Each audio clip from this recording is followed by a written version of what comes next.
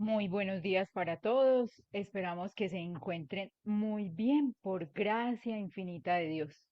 Damos inicio a esta jornada del día de hoy y quiero compartir con ustedes un texto que está tomado de un libro denominado 101 frases para reflexionar por Karin Temple y se llama Cuídate. Elige priorizarte y cuidarte. Quiérete cada día un poco más. Nunca es tarde para los buenos propósitos ni para darnos cuenta de que tal vez merecemos más, de que somos nosotros mismos los primeros a los que hay que convencer de retomar el rumbo de nuestras vidas. Y por qué no, seguir dando pasos firmes hacia lo que deseamos lograr, haciendo cosas que nos den felicidad. Hoy elige que empiece lo mejor de tu vida. La simple decisión ya es un gran paso. Implica un acto de valentía. Requiere de mucha fuerza y de una gran inyección de ilusión para asumir de nuevo el control de tu vida. ¿Y qué hacemos para escribir nuevos capítulos en el libro de nuestras vidas? ¿Cómo obtenemos el papel de auténticos protagonistas? Considera lo siguiente. Es esencial que entiendas que tu felicidad depende en realidad de una sola cosa, de ti mismo y de tu actitud. Todo acto de determinación requiere a su vez actos de valentía, por lo que es momento de valorar qué es lo que te impide ser tú mismo. Valora qué te ofrece infelicidad, tristeza y que vulnera tu autoestima. Ten en cuenta que para estar en paz, tal vez tengas que hacer alguna que otra renuncia. Cuando seas consciente de aquello que te hace daño, entonces ten claro qué es lo verdaderamente importante para ti y a lo que jamás vas a renunciar, a tu familia, tus amigos, tus aficiones, tus sueños. Dale fuerza a lo que amas y alimenta tus sueños. Lo mejor de tu vida es ahora. Solo cree que puedes y lo mereces. Cuídate.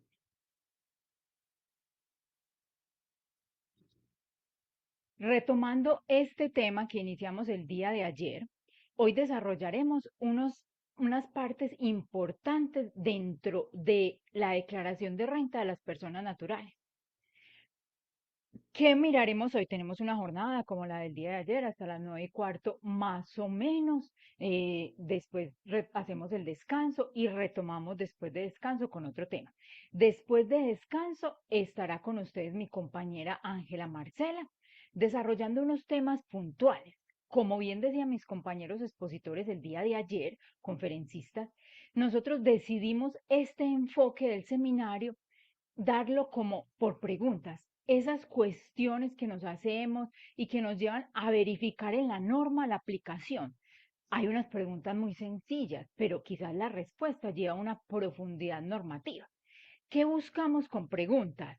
Venga, ¿dónde me ubico? Yo estoy ahí. Puede que el ejercicio que miremos ahora sea el simple, pero si usted entiende el simple, puede llegar a ser el complejo. Lo más importante es tener claro ese paso a paso. Con ella que vamos a ver una parte de procedimiento y unas preguntitas por ahí importantes que tienen que ver con saldos a favor, beneficio de auditoría, estos esquemas.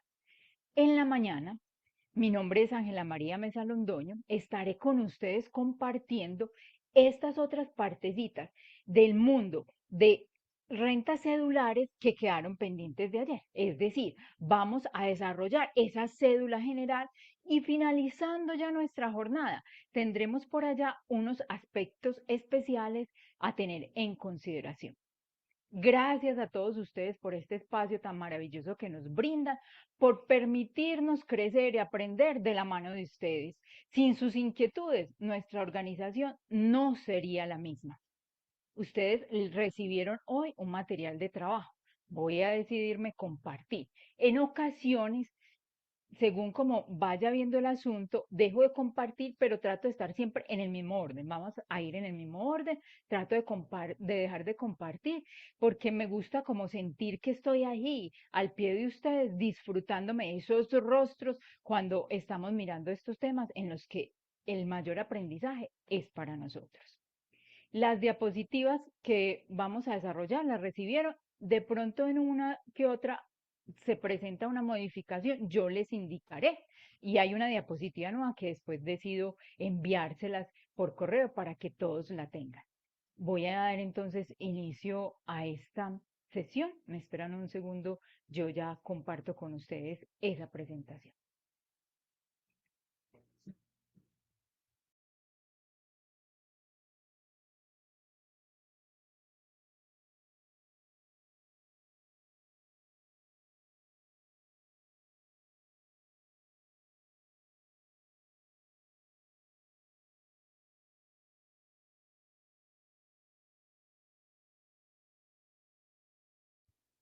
Bueno, entonces, ¿qué vamos a ver? Vamos a ver entonces de esa cédula general y qué nos falta por ver de la cédula general. Vea, rentas de capital, rentas no laborales, rentas de pensiones y los aspectos generales. Arrancamos entonces en este esquema, que es como un paso a paso dentro de estos casos, a mirar esas rentas de capital. Y entonces tenemos que recordar que dónde estamos ubicados normativamente. Nosotros estamos en el Estatuto Tributario, artículo 335 del Estatuto Tributario y siguientes, donde definen todo el esquema de las rentas cedulares. Y entonces en ese artículo 335 del Estatuto Tributario nos están diciendo, vea, la cédula general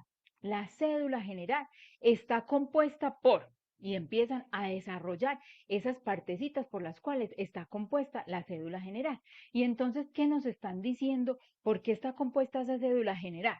Por las rentas de trabajo, que lo vieron ayer con Hildebrando, que esas rentas de trabajo tienen dos cédulas, las correspondientes a rentas de trabajo en forma directa y aquellos de honorarios en los que deciden tener costos o irse por renta exenta, que cumplen los requisitos de la norma, el artículo 103 y otros que traen, que ya vieron. Pero ahí en el artículo 335 también nos dice, vea, esa es la primera, rentas de trabajo. Después sigue rentas de capital y rentas no laborales. Teniendo en cuenta que cuando llegamos ya a hablar de que vamos a analizar unas rentas de capital, quiere decir que nosotros ya hicimos el filtro del día de ayer en el cual clasificamos a ese nuestro cliente como un residente y que va a ser contribuyente del impuesto de renta. Es decir, cumplió con los requisitos. Y entonces el formulario que vamos a utilizar es el formulario 210. ¿A través de que los servicios informáticos electrónicos? La mayoría de nosotros ya, todos, casi que la totalidad de los contribuyentes, tenemos la firma electrónica. Eso fue un regalo que nos dejó la pandemia, que todos podamos acceder a la firma electrónica para la presentación de las declaraciones. Entonces, ahí en la página de la DIAN buscamos formulario 210. Entonces, ahí va. ¿Qué pasa cuando miramos el artículo 335 del Estatuto Tributario en las definiciones? Casi que no nos dice mucho como qué contiene cada cédula, pero en el tema de las rentas de capital, este artículo 335 sí llega y nos dice, vea, ahí se ubican qué intereses, rendimientos financieros, arrendamientos, regalías y la explotación de la propiedad industrial. Entonces ya nos ubicó, ya nos dijo, ahí se ubican esos intereses, rendimientos, arrendamientos, regalías y la explotación de la propiedad intelectual. Entonces vamos a ver, vamos a hacer un ejercicio con un contribuyente. Y este contribuyente que les traigo acá, que nos trae a colación, o cuál es su característica. Vea, ese contribuyente nos dijo, vea, yo recibí en ese periodo grabable 2021, en los que usted va a analizar para atrás y hoy le toca hacer una auditoría a declaraciones de renta de personas naturales, pero hoy el ejemplo es 2021, dice, vea, yo recibí 150 millones de pesos. ¿Y por qué concepto? Vea, es que él es un creativo, un autor, y entonces escribió su libro y ese libro de circulación en el territorio colombiano se vendió mucho. Y entonces le pagaron sus derechos de autor, 150 millones de pesos por esos derechos de autor. Le fue muy bien con el asunto de los libros. Y entonces, ¿cuál es la inquietud en este caso? Vea, la inquietud es, ¿cierto que yo me puedo tomar esta cifra? ¿Cuál cifra? Los 150 millones de pesos dentro de la cédula de rentas de capital como renta exenta sin tener en cuenta los límites. Entonces, esa es la inquietud.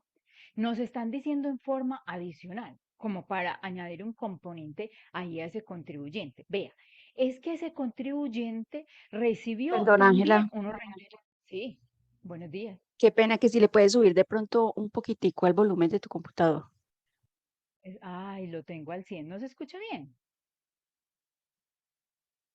Yo le Espéreme estoy escuchando entonces. bien, pero de pronto hay algunos mensajes en el chat que dicen que no escuchan muy bien. Bueno, Y qué espéreme pena, entonces. buenos días para todos. Si de pronto ustedes Bueno, también pueden hacer el ensayo de subirle el volumen cada uno a su computador o dispositivo donde estén conectados. listo. Si quiere, ensayamos a ver si así, porque lo tengo aquí, me dice al 100. O si no, pues voy y busco otro audífono. No sé. No, creo Audífono. que ya varias personas dicen que están escuchando bien. Entonces, para que por favor las personas que están escuchando bajito, si pueden subirle también a su dispositivo. Perdón, gracias. Gracias, Marcela. Bueno, se me había olvidado un toque especial. Gracias, Marcela, por esa intervención. ¿Qué vamos a hacer en este desarrollo? Aparte del ejercicio, yo les voy a ir mostrando unos pantallazos de la aplicación en esa plantilla maravillosa que desarrolló mi compañera para la compañía y para todos nosotros. Entonces, en ese plantilla, ese liquidador que se llama así de claro, que pronto tendremos la dicha de compartirlo con ustedes para que miremos el asunto. No voy en vivo en directo, sino que voy colocando los pantallazos que saqué del asunto. Bueno, y entonces seguimos aquí con nuestro contribuyente. Y entonces, ¿qué nos dijeron de este nuestro contribuyente? Aparte de tener 150 millones de pesos de derechos de autor, él recibió rendimientos financieros. ¿De qué? De una entidad que se llama Bancolombia. ¿Por qué concepto? Por 35 millones de pesos. Siendo entonces para este ejercicio los únicos ingresos que él tiene en el 2021, esos rendimientos financieros y esos derechos de autor. ¿Por qué escogí Bancolombia? Más adelante miraremos, para que sea una entidad financiera que le aplique el componente inflacional, para hacer como más simple el ejercicio. Entonces, ese es nuestro esquema. Entonces tenemos que partir de algo. Cuando la norma nos habla de rentas exentas, bien nos lo decía ayer Hildebrando en ese esquema de depuración de rentas cedulares, tenemos que tener claro que hay unas rentas exentas que están limitadas. ¿Qué es limitada? Que se incluyen dentro del tope del 40% de deducciones y rentas exentas. Entonces usted tiene que empezar a mirar en esa bolsita qué conceptos quedan. Entonces, en el mundo de las rentas de capital, una persona que sea rentista de capital puede tener una deducción de que gravamen a los movimientos financieros, intereses de vivienda, si tienen relación de causalidad. Más adelante miraremos estos otros requisitos. Y si también esa persona dentro de esas deducciones optó por decir, yo soy un rentista de capital independiente, voy a hacer aportes a cesantías como partícipe independiente, esa es la palabra adecuada, partícipe independiente, entonces realizo esos aportes ahí. Y también tiene la opción de decidir, voy a hacer aportes a fondos voluntarios de pensiones o cuentas AFC. Entonces, ese es como el bolsillito que usted tiene que controlar, dependiendo de las posibilidades económicas del contribuyente y dependiendo de ese hecho. Entonces, hay unas rentas exentas que van a ese bolsillito y otras que no. Y entonces, estas de derechos de autor no son de las que van a ese bolsillito. Las que no van a ese bolsillito son las rentas exentas que denominamos sin limitación. Y entonces usted me haría hoy una pregunta, Ángela Mesa, ¿cómo hago yo para saber cuáles son las rentas exentas limitadas y cuáles no? Y entonces puede que usted hoy no lo tenga así tan claro normativamente, o si se va juicioso a estudiar todo este desarrollo y determina cuáles sí y cuáles no. Pero tenemos una guía. Resulta que cuando uno entra a los servicios informáticos electrónicos, diligencia, pues, que si es residente, la primera opción para poder hacer formulario 210, después verifica los datos generales, los datos básicos, actividad económica, si es una declaración inicial o corrección, y el sistema le apunta unas preguntas de rigor, creo que están en el material que Hildebrando compartió ayer, pero simplemente es para traer a colación acá. Y esas preguntas están encaminadas ¿a qué? A las rentas exentas que no tienen límite. ¿Por qué? Porque el servicio informático electrónico necesita saber de una vez que en ese campo especial, Cuando no tenga límite, usted me tiene que decir esas cifras sin límite para poder hacer esa aplicación, esa formulación. Ese robot interno hace los cálculos. Entonces ahí está. Esta no está ahí. Entonces uno dice, derechos de autor está limitada. ¿Dónde más vemos ese tema? Ese tema también lo vemos en el artículo 336 del Estatuto Tributario, donde nos está diciendo que ese 40% hace referencia a calculado, o ese límite está calculado. Hay un micrófono por ahí Ángela, encendido. ¿Sí? hola, hola, buenos Hola, días. Es que hay buenos varias días. personas que dicen que se les sigue escuchando muy bajito. Listo, voy a cambiar entonces el dispositivo. Me esperan entonces un segundo, por favor. A ver aquí si ya se mejora el asunto. Entonces, apenas vamos en el primer ejercicio de rentas de capital con este personaje que tiene derechos de autor. Y entonces, cuando este personaje tiene derechos de autor, les estaba contando que eso es una renta exenta limitada que va dentro de ese bolsillito del 40% de deducciones y rentas exentas. Entonces vamos a ver qué pasa con este personaje. Entonces aquí está simplemente la información de este personaje. ¿Qué sigue? Entonces, yo les propongo una solución o les di los pasos ahí para una solución. Entonces, ya dijimos, esa renta exenta va dentro del 40% de deducciones y rentas exentas limitadas, que se calcula de los ingresos netos que ayer vieron con Hildebrando, que es el ingreso bruto menos lo no constitutivo. En la renta de capital nada más está ingreso bruto menos lo no constitutivo. En las rentas no laborales hay otro componente ahí que son las devoluciones en ventas o las devoluciones en ingresos. Entonces, ¿qué vamos a hacer nosotros para esquematizar o llevar a nuestra declaración, sea en nuestro ejercicio, en nuestra plantilla o en otro ejercicio? Tenemos que partir, este es el esquema de nuestra plantilla. Y entonces nosotros allá en la hoja seleccionamos esa hojita que se llama rentas de capital. Y entonces en esa hojita de rentas de capital nosotros nos ubicamos y decimos, bueno, es de Bancolombia que se percibió ese ingreso por rendimientos financieros. Cuando usted va acá dentro de los conceptos, esa plantilla le despliega los diferentes conceptos que permite este mundo cedular, que fue los que yo ahorita les comenté. Y entonces usted tiene que seleccionar que son intereses y rendimientos financieros con un componente inflacionario. Entonces aquí, ¿cuánto fue? 35 millones de pesos. También, ¿qué recibió este contribuyente? 150 millones de pesos por derechos de autor. No sé ahí, Milena, o me cuentan ustedes si ya mejoró el sonido o seguimos con problemillas. Ángela, se escucha mucho mejor. Listo, mil gracias siquiera. Bueno, hice un ensayo con otra adquisición, pero no. Bueno, mil gracias. Y entonces, ¿ahora qué va a pasar? Cuando usted en esa plantillita le dice que intereses y rendimientos financieros con componente inflacionario, él ahí mismo le hace el cálculo según la norma, que es el 100%. Y nos quedan entonces estos derechos de autor. Entonces le estamos diciendo los ingresos brutos 185 menos los no constitutivos 35 millones de pesos. ¿Qué pasa? Yo también le tengo que incorporar ese dato de entrada que nos dieron. Y ese dato de entrada son que los derechos de autor valen 150 millones de pesos. Hasta ahí no hay ningún problema con este ejercicio. Hasta ahí vamos muy bien.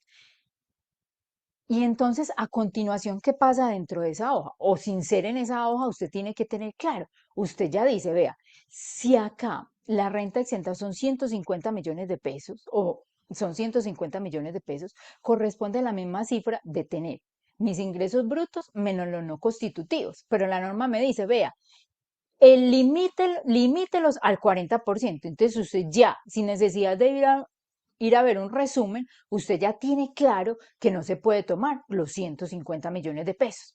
Y si no le queda tan claro, aquí tenemos otras herramientas para decirle. Ahí en el final de cada cédula hay un consolidado para que usted revise, haga el checklist.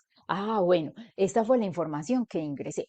Muy importante, por eso se los traje aquí, pues así como en colación. Ese consolidado, cuando estamos hablando de rentas exentas y deducciones, en ese consolidado no nos limita, sino que quedan incorporados como los datos de entrada. Le están diciendo, vea, usted aquí en este mundo de rentas de capital tiene 150 millones de pesos, que es una renta exenta, que vamos a ver la aplicación.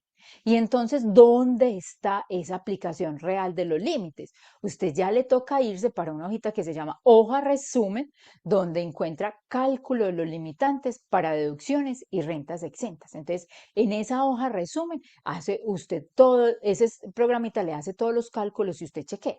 Concluyéndose entonces que yo por este mundo de rentas de capital, con esta renta exenta de derechos de autor, apenas tengo la posibilidad de tomarme ese 40% que me lo llene todo. Y entonces ese 40%, ¿cuánto nos da? 60 millones de pesos. Entonces mire aquí que nos está diciendo, vea, rentas exentas y deducciones limitadas, los 60 millones de pesos de rentas de capital. Y entonces, ¿qué me queda? Vamos a volver un poquitico. Aquí teníamos 150 millones de pesos, 185 menos 35, 150 millones de pesos, y esos 150 le disminuyo, lo afecto con esta renta exenta tomada al máximo porcentaje de 40, 60 millones de pesos, y nos queda una renta líquida grabada del ejercicio de 90 millones de pesos. Entonces, ese es el primer ejercicio para aplicar dentro de nuestro mundo de rentas de capital. Nos vamos para otro casito 2. Nos preguntan, vea, es que yo tengo un contribuyente que recibió puros rendimientos financieros. ¿De quién recibió esos rendimientos financieros? Este contribuyente recibió rendimientos financieros de Bancolombia, de Protección y de Pedro Pérez. Y entonces uno se pregunta, cierto que a todos estos rendimientos financieros se les aplica el componente inflacionario. Entonces vamos a mirar la norma del componente inflacionario. Entonces la norma está establecida en el artículo 38 del Estatuto Tributario y se me olvidó incluirles, ahí tomen nota, que es el decreto reglamentario que estableció el componente inflacionario, el decreto reglamentario 728 del 22. Y entonces, ¿qué nos tenemos que ir a ver allá en ese artículo 38? Ese artículo 38 le está diciendo los rendimientos financieros percibidos por personas naturales y sucesiones ilíquidas que provengan de, entonces ya nos está diciendo de dónde, la fuente, el origen de ese rendimiento financiero, para poder yo aplicarle el componente inflacionario, viene de lo siguiente. Entonces le está diciendo, vea, entidades que estando sometidas a inspección y vigilancia de la superintendencia bancaria, hoy superfinanciera, entonces le están diciendo, entidades que estando sometidas a la vigilancia de la superfinanciera, primera condición, tengan por objetivo propio o objeto propio intermediar en el mercado de valores o de recursos financieros en Colombia. Entonces, no solo que sea vigilada por Superfinanciera, sino que el objetivo sea intermediar en el mercado de recursos financieros. Ese es el objetivo. Entonces, uno empieza a depurar. Y entonces ahí se concluye que, vea, Bancolombia sí cumple con ese tema. Entonces, el componente inflacionario del 100% determinado para el periodo 2021 es aplicable a Bancolombia, porque es una entidad vigilada por Superfinanciera y que cumple con que el objeto social sea intermediario en el mercado de valores. También dentro de ese componente inflacionario se toman los bonos y papeles de comisión de emisión pública y los títulos de deuda pública. Están dentro de esos componentes inflacionarios. Entonces, aquí queda Bancolombia. ¿Qué pasa con Protección?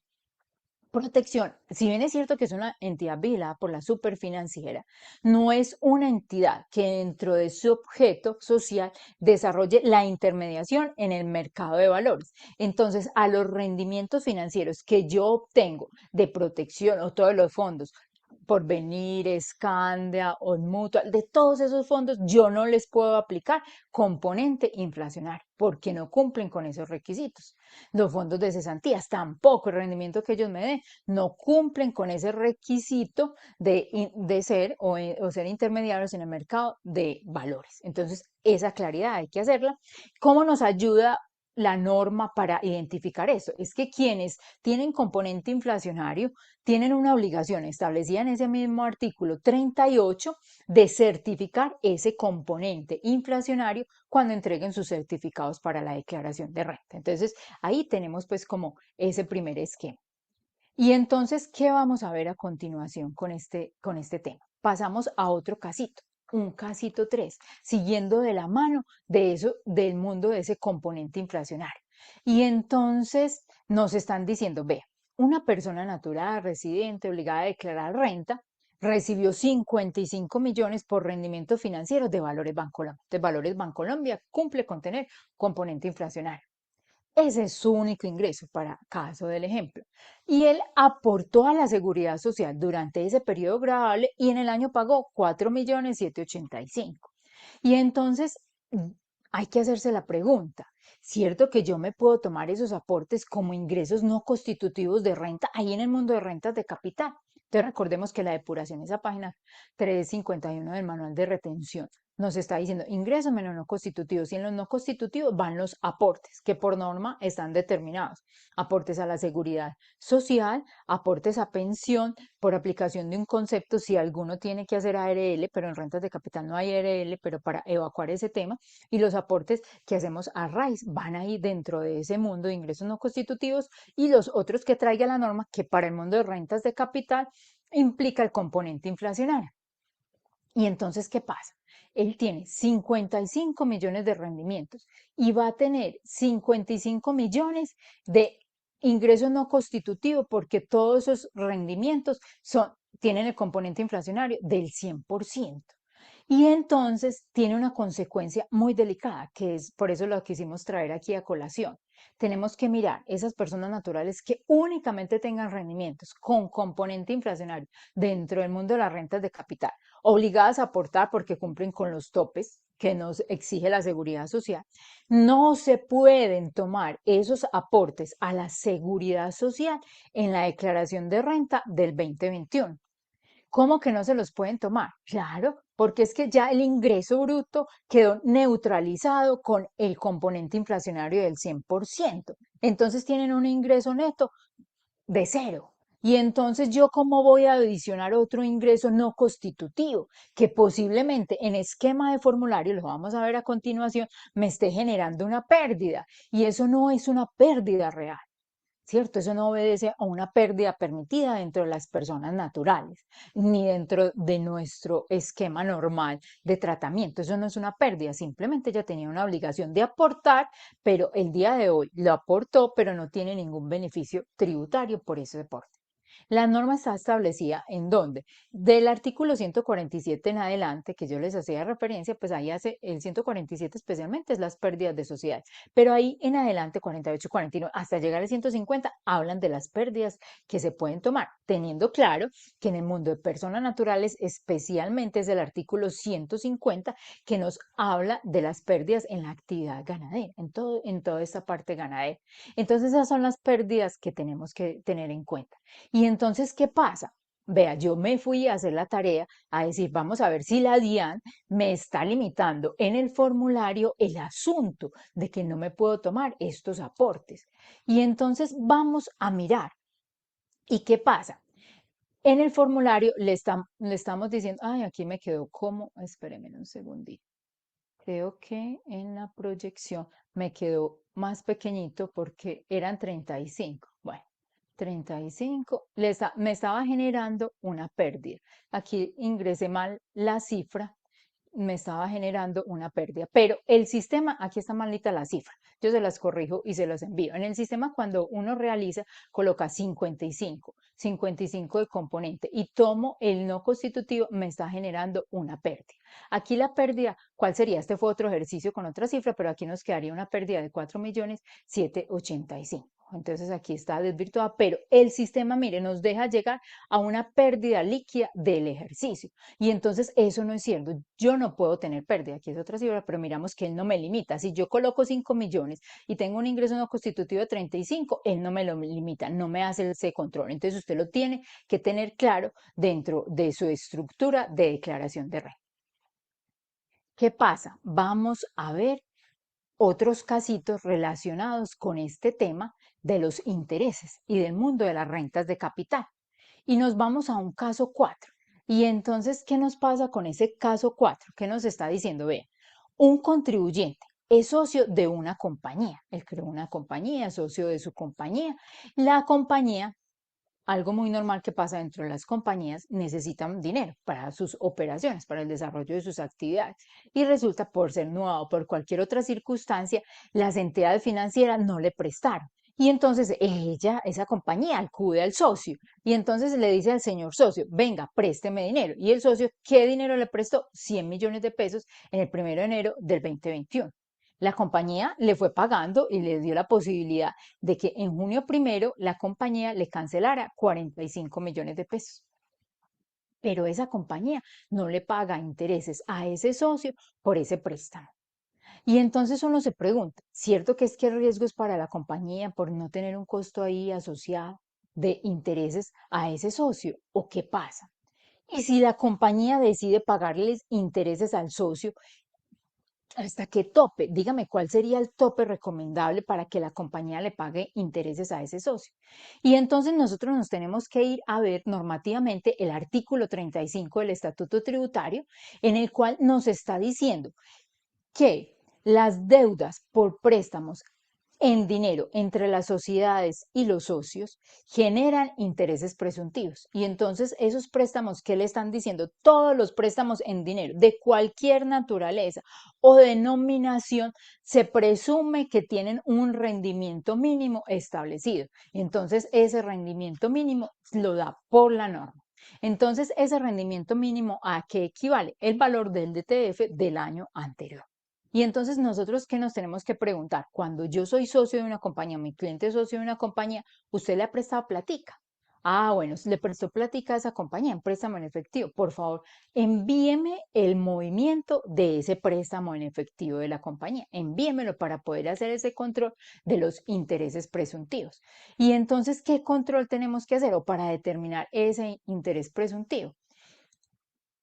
¿Qué tenemos que hacer? Vea, tenemos que hacer este esquema. Y entonces este esquema es una hojita en Excel donde usted parte del saldo inicial y determina la tasa. La tasa está determinada del 1.89% que está dada en este decreto reglamentario 455 del 2021. Entonces, simplemente es un esquema en Excel donde determinamos cuál es el interés presuntivo y el interés presuntivo es 1.307.250 para este caso. ¿Qué pasa? Si yo quisiera decir, vea, es que el socio me está haciendo un favorcito, pues prestándome los recursos y para que el socio no se vea afectado, ¿qué idea se me ocurre? Ya no nos da para el 2021, pero ¿qué idea se me ocurre si sigue esta obligación durante este 2022? Entonces la idea que se nos ocurre es decirle a la compañía, señores compañía, por favor, ustedes realicen una causación de intereses, realicen un devengo de intereses a una tasa que sea igual a esta o que supere un poquitico esta, porque mínimo tiene que ser 1.89, pero vamos a determinar para el ejemplo una tasa del 2%. Entonces usted realiza el devengo, hace toda la aplicación de esa norma.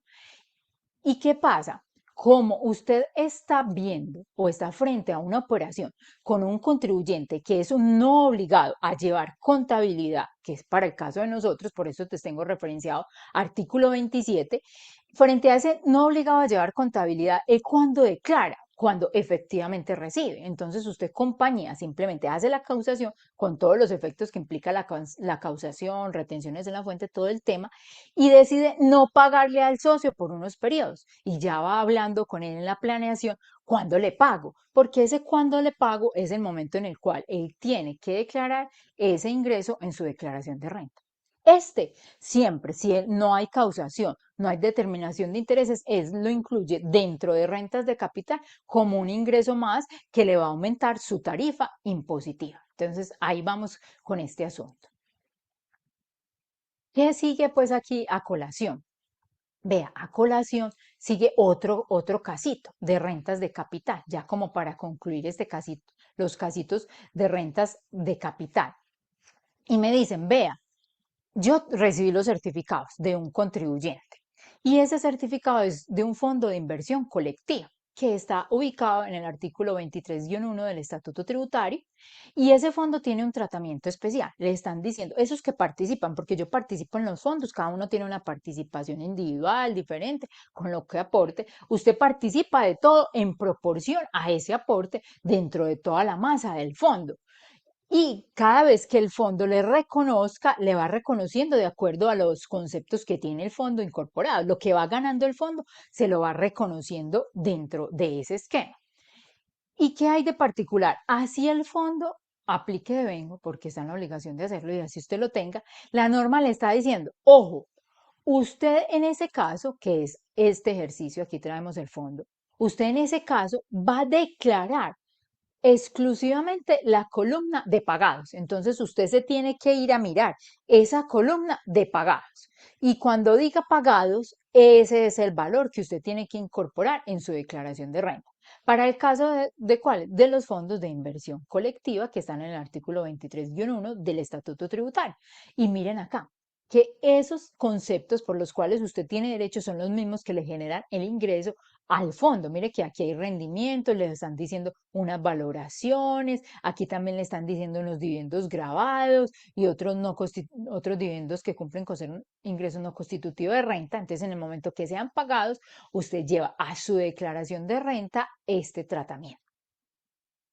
Entonces, digamos que hasta ahí unos casitos puntuales de rentas de capital.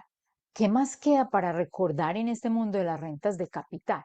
Tenemos que tener claro que en rentas de capital, por ejemplo, si yo estoy frente a un ingreso por arrendamientos, yo tengo la posibilidad de ese ingreso por arrendamiento depurarlo, porque esas rentas de capital tienen costos y gastos asociados que se van filtrando. Ahorita miramos en el otro, dentro del filtro de los requisitos esenciales de los costos. Entonces usted lo puede asociar. Entonces usted dice, por ese arrendamiento yo percibí o tuve que pagar, mejor, para percibir el arrendamiento, una comisión a la agencia de arrendamientos. O yo tuve que realizar un mantenimiento a ese inmueble.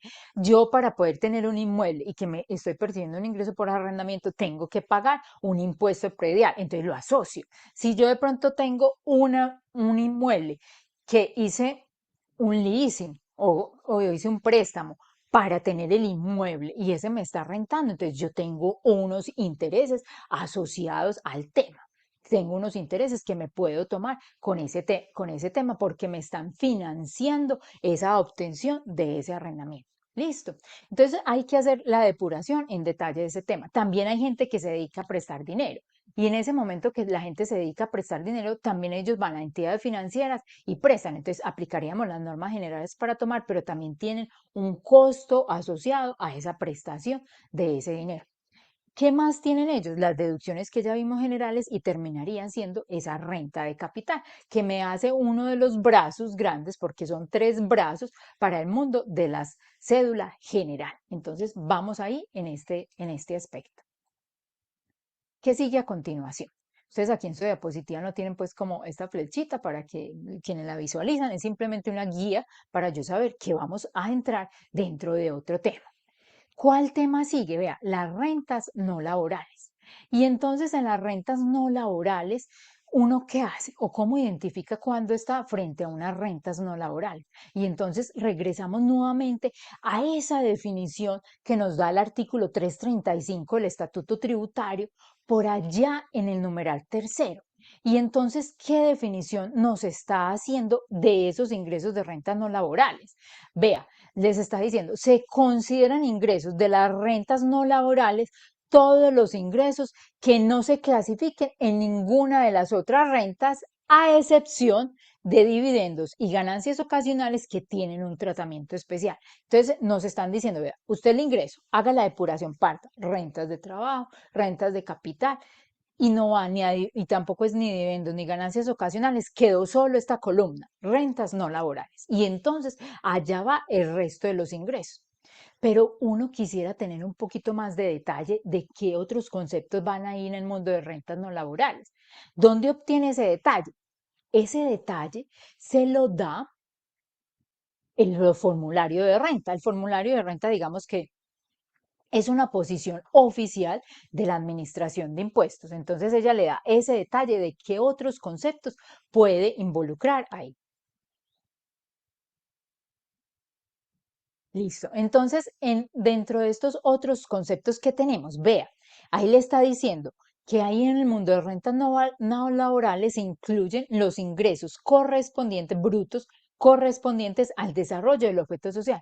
Es decir, cuando usted está frente a una persona que es empresa o un comerciante o que desarrolla otra actividad, usted sabe que la mayoría de sus ingresos van aquí en rentas no laborales. El que desarrolle un objeto social, la ganadería, el transporte, todos van en ese mundo de rentas no laborales. Y entonces ahí ubica esa parte de ingresos. También la norma prevé por allá otros ingresos por apoyos económicos no reembolsables, ¿cierto? Cuando le condenan a usted ese préstamo para hacer estudios en el ICETED o cualquier entidad y la entidad que le haga la condonación y no tenga que ver con el campo laboral, acá se ubica ese ingreso dentro de este tema.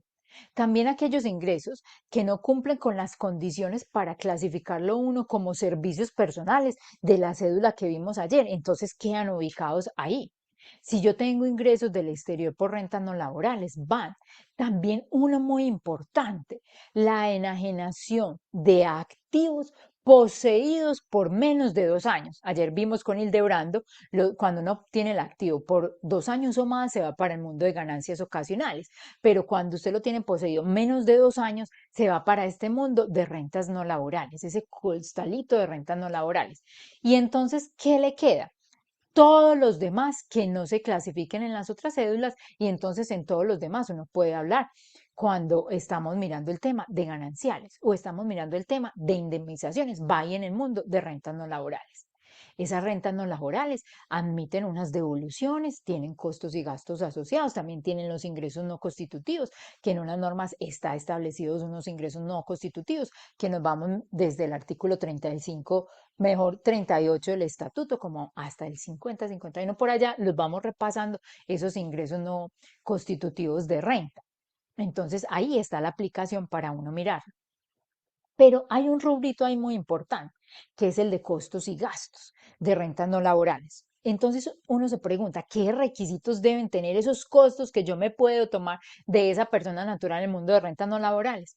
Haciendo un bache y diciendo que estos requisitos también son para otra cédula que admite costos y gastos, que es el mundo de rentas de capital, lo asociado pues con el arrendamiento y si tienen pues otros costos asociados, digamos el derecho de autor, usted tuvo que realizar unas actividades, entonces ahí lo puede tomar teniendo en cuenta aplicar la norma del artículo 177-1 del Estatuto Tributario que lo vieron ayer con Hildebrand. Entonces, en ese mundo de rentas no laborales me preguntan, dígame pues un resumen de cuáles son esos requisitos que yo debo verificar para poder tomar o incluir en la declaración del contribuyente esos costos y gastos asociados. Y entonces digamos que nada más, someramente haciendo aquí como un repaso, son 5 requisitos. O usted tiene que pasar por el filtro, igual como pasa por el filtro de una persona jurídica. Empieza a verificar, teniendo en cuenta pues si la persona natural es obligada o no a llevar contabilidad, las normas que le aplican. Y entonces, ¿qué le están diciendo? Vea, usted, persona natural, también está obligada o también le toca verificar el soporte adecuado de ese costo o gasto. Y entonces, ¿cuál es el soporte adecuado de ese costo o gasto? Usted me tiene que tener o factura electrónica o un documento, soporte en adquisiciones efectuadas a no obligados a facturar. Usted tiene que tener uno de esos dos. O los documentos equivalentes que la norma permite. Entonces uno se va a hacer la lectura, resolución 0042, por allá todos esos artículos. Usted tiene que tener esa aplicación de esos artículos. Los documentos equivalentes están en el artículo 13, entonces ahí le hace pues usted la lectura de cuáles le sirven. Y entonces esa persona natural hoy también tiene que estar preocupada por el tema de nómina electrónica. Entonces esa persona natural también se tiene que preocupar por el tema de nómina electrónica, porque si esa persona natural tiene un costo asociado a su actividad, un comerciante, unos independientes que no cumplen con estar allá y tienen unos costos asociados, sus asistentes o contratan a otros, tienen que velar por el cumplimiento de todos esos requisitos. Y si tienen vinculados laboralmente, ese costo, gasto y deducción debió haber pasado por la nómina electrónica en las fechas que estableció el reglamento para la transmisión. Entonces, hoy usted se tiene que ir a verificar que esa persona cumpla con eso. Si la persona natural le llega pues con los documentos post de todo, mira, es que yo me gasté todo esto aquí, usted ya sabe que desde el 2 de noviembre del 2020 ese post no es soporte adecuado para costos y deducciones, no se admite. Entonces usted le dice, muy bueno que los guardaste todos, pero no nos sirve, tenemos que ir a hacer la tarea de solicitar la factura electrónica para el caso de este tema. ¿Qué más tenemos que verificar dentro de este soporte de costos, gastos y deducciones? Nos tenemos que ir a hacer un repaso dentro de todas las normas del estatuto tributario. Y entonces, después de usted verificar ese primer paso del soporte adecuado, usted se tiene que ir a mirar la realización. Entonces, la realización usted la tiene que ver en los artículos 58 y 104 del Estatuto Tributario, que le entienden que cuáles son las reglas de realización para los no obligados a llevar contabilidad. Entonces, están de costos y deducciones, 58 y 104. Para los obligados a llevar contabilidad, están ubicadas esas reglas en el artículo 59 y 105 del Estatuto Tributario. Usted hace una lectura juiciosa y entonces por allá, para los obligados a llevar contabilidad, le están diciendo, vea, todas esas clasificaciones o esos reconocimientos que usted debe hacer dentro del mundo NIF, valorizaciones, intereses implícitos y todo eso, no hace parte del tema de renta. Entonces usted para y ya sabe qué depuración y qué análisis tiene que hacer. Y por norma general, a los no obligados a llevar contabilidad, la realización de los costos y gastos son cuando los pague. También hay otro requisito sine qua non, que es el artículo 107. El artículo 107 nos habla de varios requisitos, pero vamos a ver en ese punto 2, que es que tenga una relación de causalidad con actividades productoras de renta. Es una causa-efecto. Para yo poder hacer esto, necesito de esto, porque sin este otro costo no podría tener este ingreso. Entonces usted lo tiene que pasar por ese filtro. Venga, persona natural, cuénteme usted qué hace y por qué tiene relación de causalidad ese costo. Hay muchos que usted de una vez los intuye. Sí, para poder prestar este servicio de asesoría, este que tiene varias personas allá, necesito contratar a un abogado especialista en un tema para que le ayudara a ese concepto. Es que que es transportador, para poder realizar ese transporte, tiene que tener asegurado sus vehículos, tiene que tener mantenimientos, tiene que adquirir unas partecitas o tiene que mantener también empleados, todo ahí. Entonces, eso hace parte de esos ingresos o esos costos con relación de causalidad con ese ingreso de transporte mejor. Después, ¿qué le están diciendo? Vea, son exactamente necesarios. Usted sí los necesita y son proporcionales. Es decir, controle que eso no esté como muy grande, como que usted tiene un servicio de transporte de este concepto y los costos son más grandes. Puede ser, hay muchas actividades económicas que no generan pérdida, pero este filtro le da la luz para decir, usted sí me está diciendo una verdad respecto a ese aspecto, porque en ocasiones los clientes sí tienen muy claro los costos y todo y los ingresos como que se van minimizando. Entonces usted dice, si sus costos fueron esto, sus ingresos por lo menos debieron ser un poquito más grandecitos. O si no, la administración de impuestos tiene los filtros o estadísticas por sectores económicos en los que determina, vea, esos costos como que no me suena y le puede escribir. También, ¿qué le está diciendo? Vea, usted tiene que cumplir con todos los presupuestos formales, artículos 77 y 177 del Estatuto Tributario, que aparte de los documentos son todos los otros requisitos que si tiene RUT, todos esos presupuestos formales para costos y deducciones se deben cumplir en este tema. Otro muy importante, que siempre hemos batallado desde que la norma empezó, estar en firme. Los medios de pago, usted también por la persona natural le tiene que preguntar, usted cómo pagó ese costo gas, por dónde lo pagó. Y entonces ahí empieza a hacer ese tejemaneje de los pagos individuales que la norma nos permite, el límite de pagos individuales que nos permite la norma, que la DIAN, uno se va a preguntarle a la DIAN y por allá hay unos conceptos que ella lo lleva a individuo, pero la realidad de la norma es pagos individuales. Y también hay otros limitantes generales. ¿Cuáles son esos otros limitantes generales? Vea, si yo estoy frente a un costo relacionado con una prestación personal del servicio, yo tengo que cumplir que esa persona que yo le estoy pagando haga los aportes a la seguridad en forma adecuada y yo los tengo que verificar. Si yo tengo nómina, unos empleados, yo tengo que cumplir con todos los requisitos de seguridad social y parafiscales de esa nómina en los periodos que nos determina. Entonces, tengo que ir cumpliendo todos los demás requisitos. también si yo tengo intereses, tengo que controlar ese tope de intereses para poderlos tomar dentro de ese mundo de rentas no laborales. Bueno, entonces resulta que dentro de este mundo de rentas no laborales también nos llegó un casito, otro casito.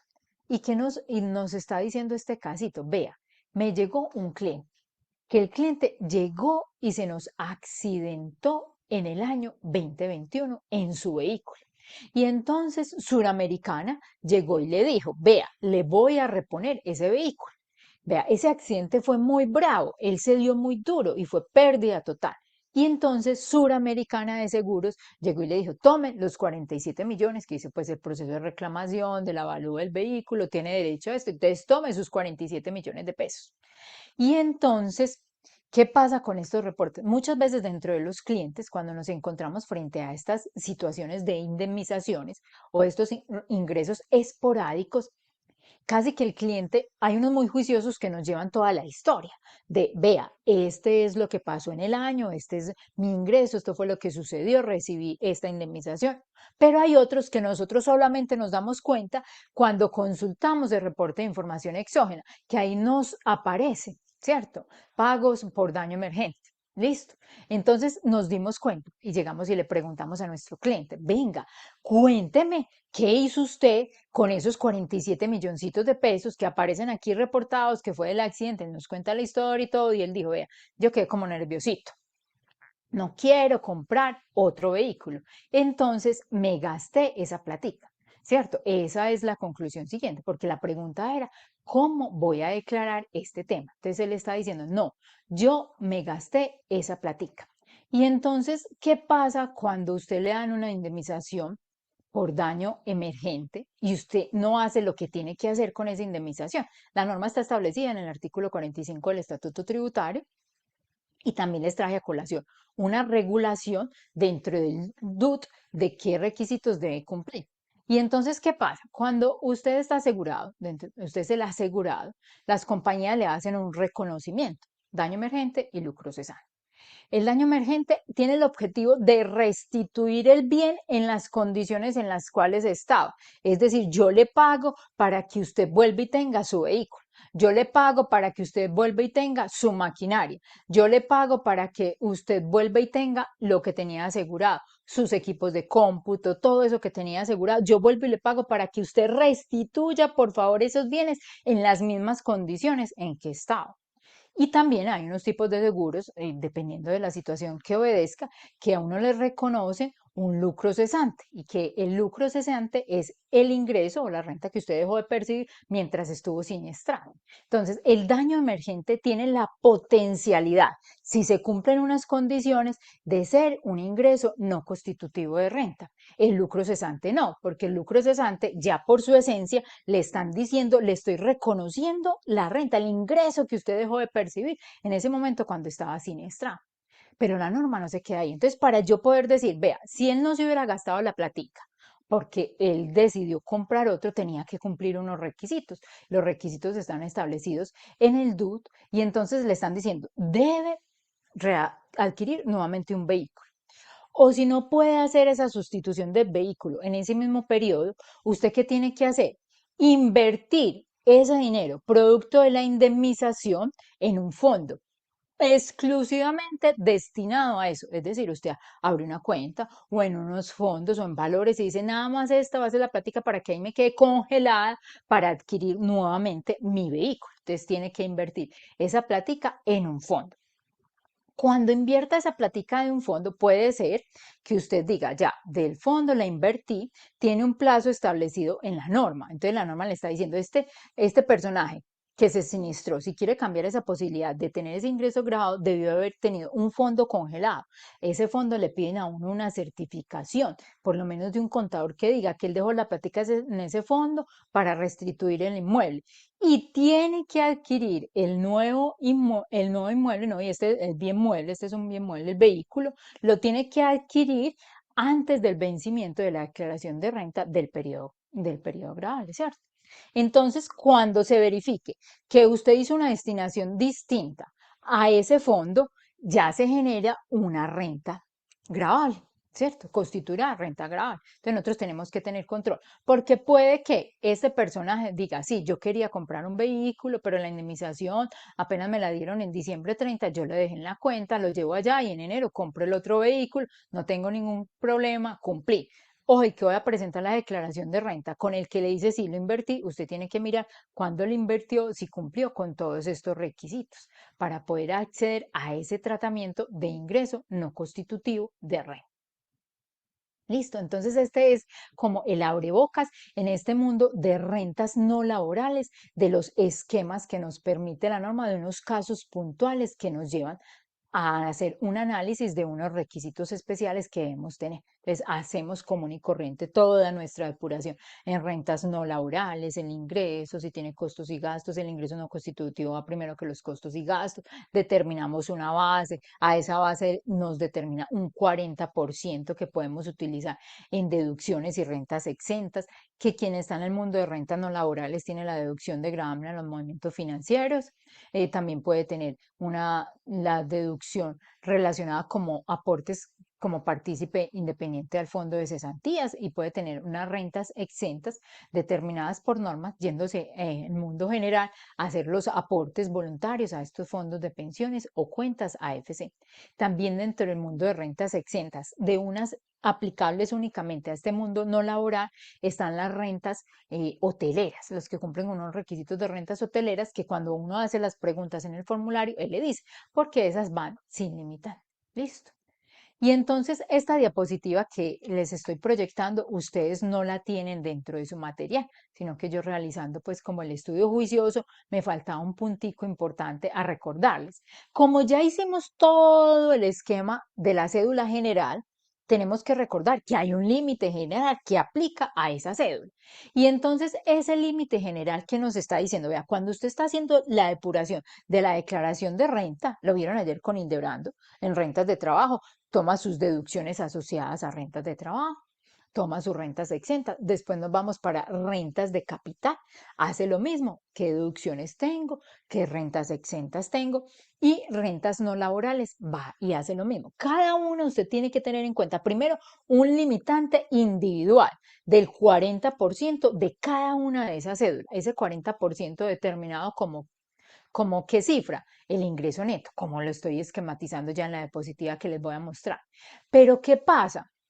Usted al final del ejercicio tiene que verificar que entre todas esas deducciones y rentas exentas sumadas de este mundo de la renta general no superen los 5.040 VT, haciendo claridad en este punto y hora que el desarrollo de nuestra plantilla, la plantilla que tiene la compañía, está buscando optimizar el máximo de beneficio. ¿Y cómo dice uno optimizar el máximo de beneficio? Vea, ay, resulta, acontece que yo tengo rentas de trabajo. Y entonces yo por naturaleza ya tengo unas deducciones, si tengo los dependientes y unas rentas exentas y una renta exenta del 25. Pero yo quise hacer ahorros a fondos de pensiones con mi platica de salario. Yo hice los ahorros al fondo de pensiones. Y entonces, cuando ya hice los cálculos, de ahí, de ese ahorrito que hice, me sobró una parte. No me alcanzó todo el ahorro o el límite, el 40%. Me dijeron, usted ahorró 20 millones de pesos, pero apenas tiene beneficio por 5 millones de pesos. Y entonces yo, persona natural, digo, yo también tengo un arrendamiento, pero es pequeñito ese arrendamiento y unos rendimientos financieros grabados por unos préstamos con unos terceros. Y me está sumando a esta cédula. Entonces usted puede decir, de esos aportes voluntarios que salieron de su bolsillo, del mundo de las rentas de salarios, de las rentas de trabajo, usted puede decir, me quedó una partecita, yo esa partecita llego y se la imputo, se la asigno al mundo de las rentas de capital para cumplir ese tope. Otra muy común, el gravamen a los movimientos financieros. Entonces yo digo, yo tengo gravamen a los movimientos financieros que puede moverse por cualquiera de este mundo cedular. Yo escojo en cuál lo coloco. Yo digo, en este primero no, porque ya tengo unas deducciones y rentas exentas naturales que me van a ajustar al 40. Entonces lo coloco en otra cédula. No importa, eso no está controlado, porque esa deducción no tiene que estar ligada al ingreso relacionado o con la platica que usted lo utiliza. Nada, ahí lo puede hacer. Y entonces, ¿qué nos está haciendo la plantilla? Nos está diciendo, vea, de esos aportes que usted realiza en el año, yo primero me voy a ir a hacer una depuración y le voy a decir, me tomo lo máximo que se pueda tomar en el mundo de rentas no laborales. Después, lo que me sobre de ahí, así con las rentas exentas y deducciones, voy y se lo imputo, se lo asigno al mundo de rentas de capital. Y lo que me sobre de ahí se va para el mundo de rentas de trabajo. ¿Por qué? Es que las rentas de trabajo ya tienen una renta exenta del 25, que en muchos casos cubre como un 50% de esas deducciones y rentas exentas. Para concluir ahí, que usted cuando tenga esas posiciones de rentas exentas y deducciones, analice en cuál tiene el máximo beneficio, porque usted puede decir, los lleve todo a este mundo, me quedó una parte sin beneficio y lo hubiera podido tomar en el mundo de las rentas no laborales o en el mundo de las rentas de capital.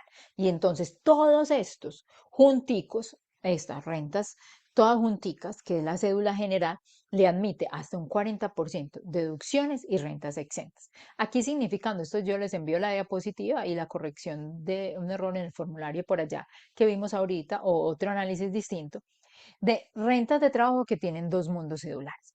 Importante, porque es importante tener en cuenta este límite general.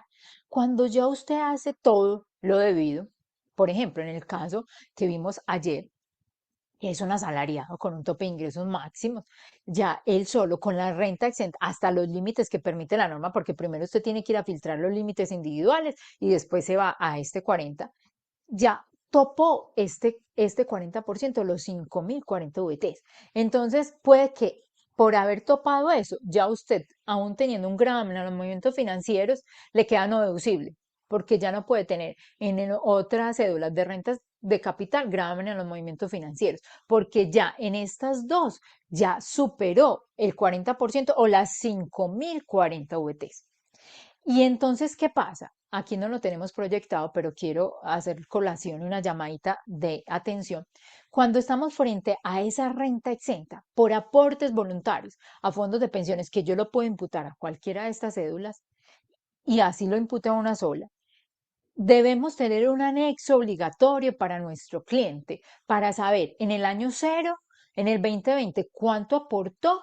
Aportó 50, pero de esos 50 apenas tenía beneficio tributario de 15 millones de pesos. Entonces hay 35 millones de pesos que cuentan como una cuenta de ahorros. Y entonces cuando cuenta como una cuenta de ahorros, valga la redundancia, no hay problema que él llegue y lo retire.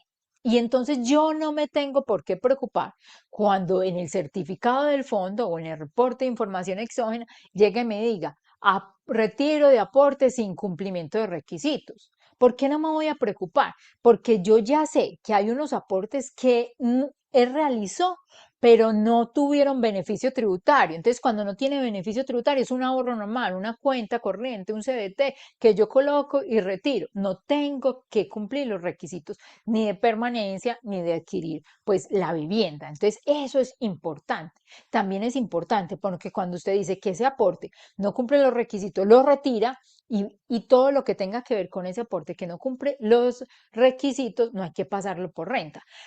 ¿Cierto? Que no cumplieron los requisitos, no hay que volverlo a pasar por renta porque eso era simplemente una cuenta de ahorros. Usted le dicen, retiró los aportes, usted no dice, ay, lo tengo que volver a colocar en la cédula. No, porque eso era simplemente una cuenta de ahorros. No pasa lo mismo cuando usted dice, de esos 50, él me los retiró todos. Entonces yo tenía 15 millones que tenían un beneficio tributario. Y entonces esos 15 millones, la norma me está diciendo, como ayer tuvo una renta exenta, y usted no se quedó los 10 años ahí por cualquier circunstancia, usted pensó que iba a cumplir una vivienda y lo retiró, vuelva y colóquemelos, pásemelos nuevamente por la declaración de renta como un ingreso más para que neutralice el efecto de haberlos tenido ayer y retirarlos hoy. ¿Listo? Entonces, ese es un anexo muy importante que tenemos que tener dentro de nuestro mundo cedular y de nuestras declaraciones de los clientes, ese anexito ahí en ese tema. Bueno, ¿qué vamos a ver a continuación? Y vamos bien de tiempo, aquí estoy mirando el tiempo, vamos bien del tiempo, gracias Dios mío. Y entonces, ¿qué vamos a ver a continuación? Vea, otros esquemas que tenemos que analizar, otro mundo cedular que hace referencia a las rentas de pensiones. Entonces vamos a continuar con el mundo de las rentas de pensiones. Y entonces uno dice, esas rentas de pensiones, si uno tiene aquí en mente la estructura del formulario. Por la línea superior va la cédula general. Por acá en la inferior, en la parte izquierda, arranca la cédula de pensiones. ¿Qué pensiones se suma para la determinación de impuestos a esa cédula general? Entonces, pensiones suma la determinación de impuestos en esa cédula general. Y entonces, en pensiones, uno diría, el casito es como simple, por pensiones. Uno ve que hay unas pensiones exentas por naturaleza. Pero vamos a analizar unos casitos con estas pensiones. Y entonces, ¿cuál es el primer caso que yo les traigo a colación? Vean, hay un personaje, Pedro Espitia. Él es un residente colombiano que recibe mensualmente durante todo el año 2021 por pensión de jubilación de una empresa colombiana la suma de nada más 48 millones de pesos. Y nos están dando un dato de entrada. Y él hace aportes, pues le descuentan ahí de la pensión, tiene la obligación de aportar a salud, a seguridad social en salud, y el aporte mensual a seguridad social es de 6 millones de pesos. Entonces uno se pregunta, ¿todo eso es exento? Todo ese valor que este personaje, que Pedro Espitia tiene, es exento. Entonces nos tenemos que ir a analizar el numeral quinto del artículo 206 del Estatuto Tributario. Y entonces, en ese numeral quinto del artículo 206 del Estatuto Tributario, ¿qué nos están diciendo? Vea, las pensiones de jubilación, invalidez, vejez y de sobrevivientes y de riesgos profesionales serán exentas hasta el valor que llegue a 1000 VT. O la norma lo dice, como dice la norma, estarán grabadas cuando en forma mensual esa cifra supere las 1000 VTs. Entonces ahí están grabadas. Entonces exenta hasta las 1000. O si usted lo quiere ver grabados después de las 1000 VT.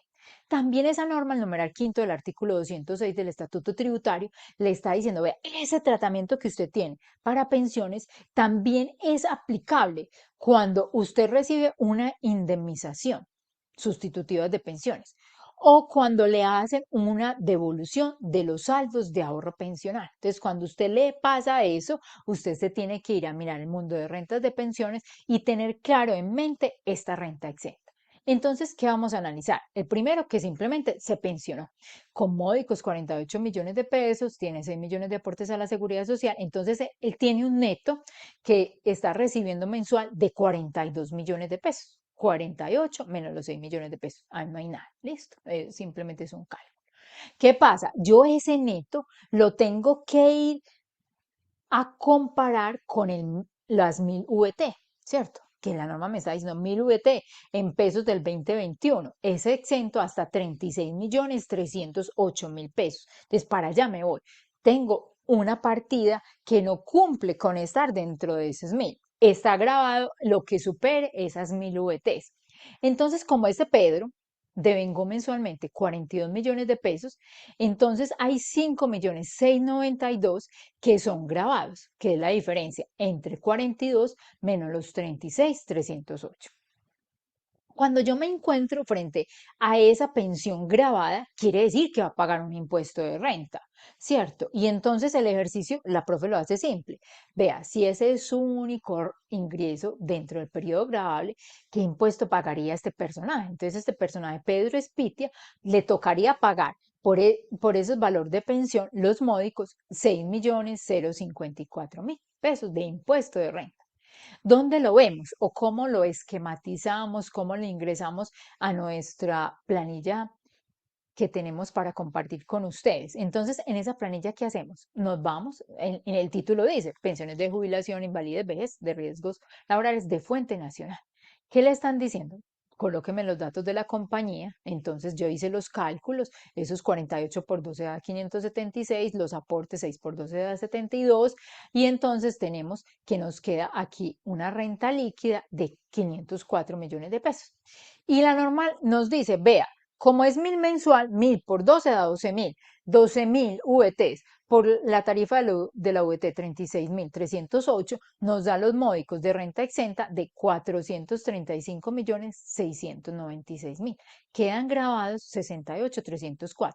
Y entonces allá de esa plantilla nos da que el impuesto es 6.054. Entonces hay que tenerlo ahí en mente cómo se determinan estos límites para efectos de pensiones. ¿Qué pasa? Como esta norma, al numeral quinto, artículo 206, aplica también cuando uno recibe indemnizaciones y está haciendo otro tipo de requerimientos en el tema de pensiones o devoluciones de ahorro pensional, quise traerles un casito 2. Listo. Y entonces en el casito 2 es Luis Prestigio. ¿Y qué le pasó a Luis Prestigio? Él lleva varios años discutiendo con un fondo privado esa pensión. Pasó algo y quedó mal liquidada la pensión. Entonces él está discutiendo esa pensión. ¿Qué le está diciendo al fondo? Por favor, venga acá los cálculos, los aportes, hizo todo el proceso con el abogado, pare de contar.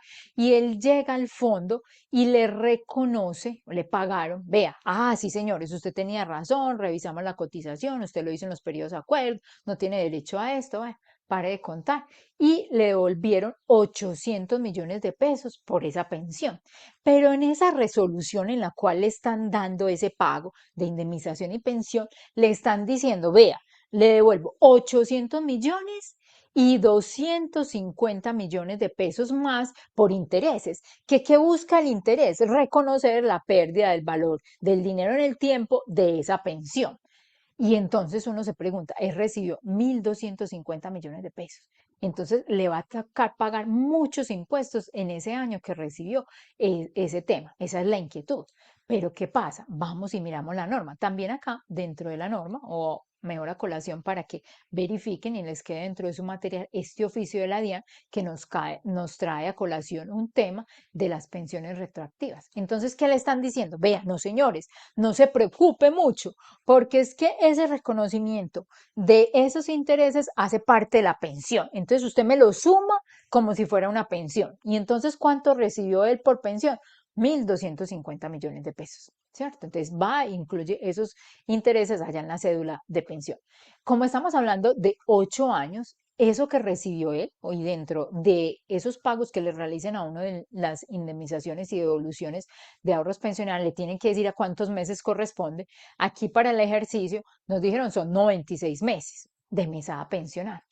Entonces equivale 1.250 dividido 96 nos da que mensualmente él recibió 13.020.000, no más. Y entonces usted ya dice, esos 13.020.000, 833 no alcanzan a ser las 1.000 VT. Entonces, porque las 1.000 VT son 36.308.000, entonces todos esos valores recibidos por pensión son exentos. Entonces, todo eso que recibió los 1.250 son exentos. ¿Cómo lo presentamos dentro del esquema o dentro del Excel que ustedes tengan para realizar sus declaraciones de renta? ¿Cómo debería ser?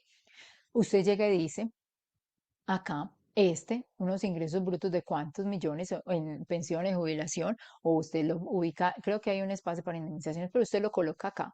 Bueno, este es 1.250 millones de pesos que él tiene acá dentro de este esquema y todos son una renta exenta de pensión, porque dijimos que no supera en forma mensual ese valor. ¿Qué pasa? Si miramos acá, la plantilla nos hace un cálculo. ¿Qué cálculo nos hace? Vea, es que si yo tomo las 1.000 por 12 da 12.000 VTs y 12.000 VTs máximo en el año me darían una renta exenta de 435.696. Pero yo le estoy diciendo que usted tiene exenta 814.304.000 más porque corresponde al tratamiento mensual que no cumple el tope. Entonces, por eso lo tiene así para que el sistema se lo tome como un más dentro de ese esquema. ¿Listo? Ahí vamos el mundo de rentas de pensiones. Hasta ahí vamos con ese esquema del tratamiento de esas pensiones que vamos recibiendo, sea en forma directa o porque realizamos una discusión con la entidad del fondo de pensiones y ya miramos el asunto. ¿Qué pasa? Resulta que también nuestros clientes pueden llegar y tener este caso, como este caso que tenemos aquí. Vean, nuestro cliente es un residente colombiano, pero él durante varios años estuvo en el exterior, trabajando en Estados Unidos. ¿Por qué dije Estados Unidos? Porque no hay convenio de doble imposición. En Estados Unidos estuvo trabajando y recibe una pensión de ese país y mensualmente recibe 15 millones de pesos. Entonces usted dice, 15 millones de pesos, las rentas exentas no alcanzan a hacer esa cifra. O es decir, esos 15 millones están incorporados o caben dentro de los 1.000 VT en su primer análisis. Pero ojo, pare. pare, porque es que esta ascensión de pensión está dada única y exclusivamente para las pensiones que se obtienen en Colombia bajo la Ley 100 de 1993. ¿Listo? Entonces, únicamente esas pensiones, aunque él sea residente colombiano, tenga más ingresos acá, esa plata se la giran en una cuenta de Colombia. Como esa pensión no la recibió bajo el esquema de la Ley 100, esa pensión está grabada, ¿cierto? Grabada con impuesto de renta en Colombia. Para el ejercicio, ¿qué sería? Si ese es su único ingreso, él le tocaría pagar la módica suma de 38.886.000 de impuesto de renta por esta pensión del exterior. ¿Qué pasa? También hice el ejercicio como de la pensión de Estados Unidos, porque en Estados Unidos generalmente esas pensiones no pagan impuestos, esos tienen unos tratamientos. Pero si usted está en otro país, usted tiene que analizar el tratamiento si estamos frente a los convenios. Si no hay un convenio, usted mira si esa pensión pagó un impuesto y entonces usted ya se va a hacer el ejercicio del descuento tributario. Si tiene la posibilidad pues de tener derecho a los descuentos tributarios, va y hace el ejercicio. Vamos a mirar cómo lo llevaría uno dentro del esquema de la declaración de renta. Y entonces, ¿dónde lo ubica? Usted va y lo coloca dentro de pensiones de fuente extranjera y dice, recibió cuánto, 180 millones, que son los 15 por 12, y entonces aquí no tiene ningún aporte, no tiene nada para el caso, y entonces le queda una renta líquida agravable de 180 millones de pesos. Entonces, nada más por esa pensión le toca pagar ese impuesto de 38.806.000.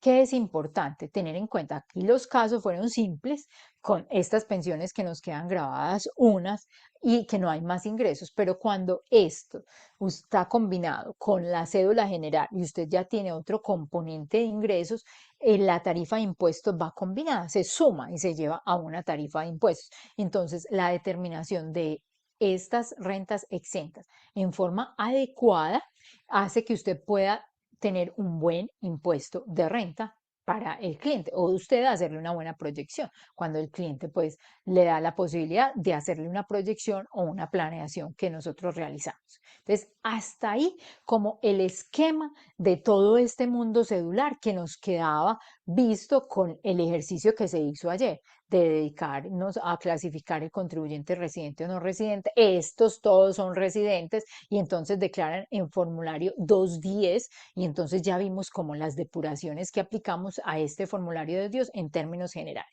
Este año no quisimos hacer un ejercicio que abarcara todo, que en ocasiones son muchos componentes los que hay que ver y porque ya lo hemos realizado otras veces, entonces por eso el esquema lo hicimos de esta manera. Esperamos pues que estos ejercicios simples nos sirvan mucho. Uno se enriquece mucho recordando estos puntos especiales. Esos son unos detalles. Y también aprendemos mucho de esas inquietudes que ustedes tengan. Yo estaba como asustada al inicio, no me había dado cuenta que habían mandado muchos mensajes con el sonido. Yo dije, Dios mío, hay mucha pregunta, porque en el chat hay varios mensajes, pero es el sonido. Gracias por estar pendiente y que todo nos funcione ok dentro de la compañía. El mundo real trae muchas situaciones que no podemos controlar, este mundo de la virtualidad.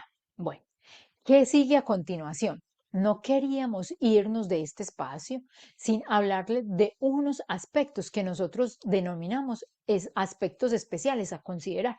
Ayer Alexandra les vio esos aspectos especiales, finalizando como la charla de Hildebrando, yo los voy a incorporar aquí dentro de mi espacio. Entonces vamos a ver unos puntos especiales que ustedes tienen que considerar con todos sus clientes. Y entonces, ¿qué puntos especiales son? Siguen a continuación. Vean, resulta que en el mundo de las personas naturales, aparte de las ganancias ocasionales que vieron ayer, aparte del usufructo que vieron ayer, también existe otro mundo o otra realidad. Y es que muchas veces tenemos donaciones, regalos. Muchas personas nos regalan cositas, ¿cierto? Y entonces vamos a ver qué hacemos con esos regalos que les dan a nuestros clientes o para dónde se va esos regalos. ¿Qué pasaría con eso? Y entonces el primer casito que les traigo a colación de donaciones, ubicándonos en los artículos 302, 303 y 307 del Estatuto Tributario, dice lo siguiente. Vean, ¿qué tenemos aquí en este tema? Una persona natural, Davinson. La mamá le dijo, venga, Davinson, yo te voy a ir entregando parte de mi patrimonio o yo quiero que vayas formando el patrimonio. Y entonces la mamá muy generosa llegó y le dio 320 millones de pesos para que fuera formando su patrimonio. Él le dijo, "Vea, estoy antojado de un apartamento y todavía no me da, no ajusto". Entonces ya le dijo, vea, tenga su plata y haga. Y entonces uno se pregunta, yo a veces hice las preguntas así como al extremo. Entonces dicen, ah, si eso es una ganancia ocasional, pues yo me dije, por ese regalo que le hizo la mamá, pues cierto que él no tiene que pagar nada de impuestos. ¿Qué pasa? Pues porque uno con los regalos. Entonces aquí le dio plata, pero la mamá le pudo dar un vehículo, le pudo dar un inmueble, una donación, listo. O cualquier tercero llegó y le dijo, vea, le regalo este CDT, mire estas acciones, usted que sabe administrar, que yo la quiero mucho, te tengo en cuenta, téngalos acá, una forma de ir pasando el patrimonio, una donación. Y porque la donación es esa decisión en vida que yo hago con mis bienes. Entonces ahí no tienen que ver otros terceros ni normas que nos regulen. Yo decido hoy parte de mi patrimonio transferírselo a Pedro, a Juana, a Ana, el que quiera. Entonces ahí nadie interviene porque es una decisión voluntaria y de acuerdo con las personas. Entonces, ¿qué pasa? Le regaló 320 millones. Estos lo tenemos que ir a ver al mundo de las ganancias ocasionales. Y entonces en el artículo 302 nos están diciendo qué constituye ganancia ocasional. Y entonces nos están diciendo las donaciones o cualquier acto a título gratuito, entre vivos y otros conceptos, venta de activos, herencia, legado, bueno, todo esto. Y entonces, ¿qué pasa? El artículo 303 del Estatuto Tributario se nos dedica a determinar cuál es la forma adecuada para decir cuál es el valor de ese bien que yo estoy recibiendo o esa donación. Entonces, él nos dice cómo se determina el valor. Para el caso de los del dinero que se va recibiendo de esos títulos, es el valor nominal, pero existen varias reglas. Entonces él le dicen, vea, si usted le regalaron un vehículo, es el avalúo comercial que tenga ese vehículo determinado por el Ministerio de Transporte, que saca pues una lista del avalúo de esos vehículos en forma anual. Entonces ese es el valor de su ingreso por donaciones. Hay otros que les dice el valor patrimonial. En inmuebles también le dice el valor patrimonial, teniendo en cuenta que hay una norma especial que velan los notarios, porque cuando se hace donación de inmuebles hay que ir, pues como a esa transferencia de dominio tiene que estar por escritura pública, entonces allá en notaría se tiene que hacer un proceso en el que diga yo sí acepto el inmueble, ¿cierto? Y ellos le piden unos requisitos especiales, porque muchas veces a uno, a una persona natural al otro, le da un inmueble que uno no es capaz de sostener, entonces uno tiene la potestad de decir acepto o no esa donación. Bueno, y entonces en este caso del dinero es el valor nominal. ¿Cuál es el valor nominal? Los 320 millones. Pero por allá la norma, artículo 307, en un numeral, le está diciendo, vea, cuando usted reciba donaciones, usted tiene derecho a tener un 20% de renta exenta, limitado ese 20% de renta exenta a 2.290 VT en el periodo grabable. Y entonces vamos a hacer el ejercicio. Él recibió 320 millones de pesos. Tiene exento un 20%, es decir, 64 millones de pesos. Y entonces, ¿qué le queda grabado como ganancia ocasional grabada? La diferencia entre los 320 y los 64, 256. Y como es por el mundo de las ganancias ocasionales que tienen una tarifa módica del 10%, él le tocaría pagar un impuesto de 25 millones 600 por ese regalo que le dio la mamá de 320 millones de pesos. Y entonces realmente ¿cuál será su disfrute? Uno dice, ah, no, es que a uno cuando le regalan, uno sale a la carrerita con los 320 millones de pesos y lo invierte, va a ir a los anticipos para el apartamento, hace todo. Y no tiene en cuenta que mañana cuando le elaboremos la declaración de renta a este personaje, hay que decirle, vea, de esos el Estado va con 25 millones 600, que es el 10% de esa ganancia ocasional. Entonces, realmente, ¿el que le quedó en casa? Como disponible para su inversión, 274 millones 400. ¿Dónde lo vemos esquematizado? Y entonces este esquema nosotros nos vamos e ingresamos a nuestra plantilla, aquí hacemos el ejercicio de nuestra plantilla y decimos, vea, le hicieron una donación, 320 millones de pesos. Tiene una renta exenta de 64 millones de pesos y nos vamos para una ganancia ocasional gravable de 256 millones de pesos. Entonces aquí está este intercambio de bienes.